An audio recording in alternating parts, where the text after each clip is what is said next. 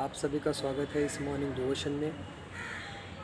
जब हमारे जीवन में कोई परिस्थिति आती है या हम किसी परेशानी से गुजरते हैं, तब एक मनुष्य होने के नाते हम टूट सकते हैं। हम मानो कभी कभी परमेश्वर से नाराज़ भी होते हैं, हम रोते हैं और हमारे मन में ये विचार चलता है कि ये कभी रुकेगा या नहीं, ये कितने दिन तक ऐसा चलेगा। और ये सोच मानो हमारे मन को कंट्रोल करने लगती है। लेकिन पहला पत्रस 4:7 इस प्रकार से कहता है कि सारी बातों का अंत तुरंत होने वाला है।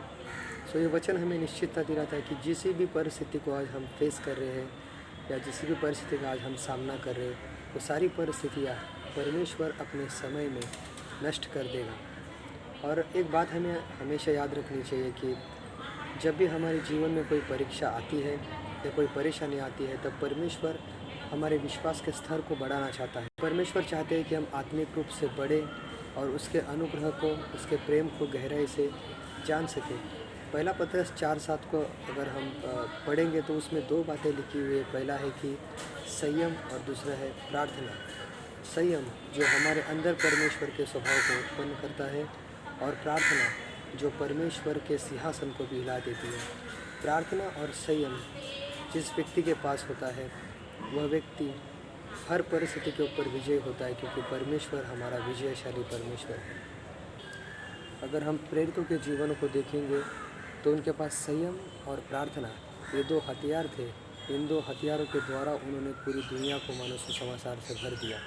और एक विश्वासी के लिए मानो एक प्रिविलेज है, एक सौभाग्य की बात है कि परमेश्वर ने हमें प्रार्थना और संयम जैसे दो हथियार दिए हैं, जिससे हम किसी भी तूफान से पार हो सकते हैं, क्योंकि यीशु मसीह हमारे साथ है। जब भी हम अलग अलग परिस्थिति से गुजरते हैं, तब हमें एक बात हमेशा याद रखनी चाहिए कि जितना हो सके उतना परमेश्वर के पास रहिए, जितना हो सके उतना उसके वचन के ऊपर मनन कीजिए, जितना हो सके उतना कलीसिया के लोगों से बात कीजिए, उनसे मिलिए।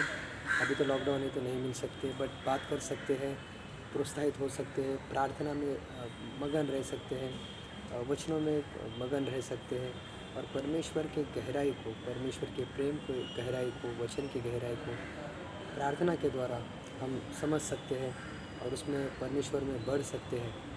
तो इस बात को याद रखना कि परमेश्वर ने हमें संयम और प्रार्थना ये दो विजयशाली, ये दो महत्वपूर्ण हथियार दिए हैं, जिससे एक विश्वासी किसी भी तूफान में से पार हो सकता है यीशु मसीह के साथ। आमीन।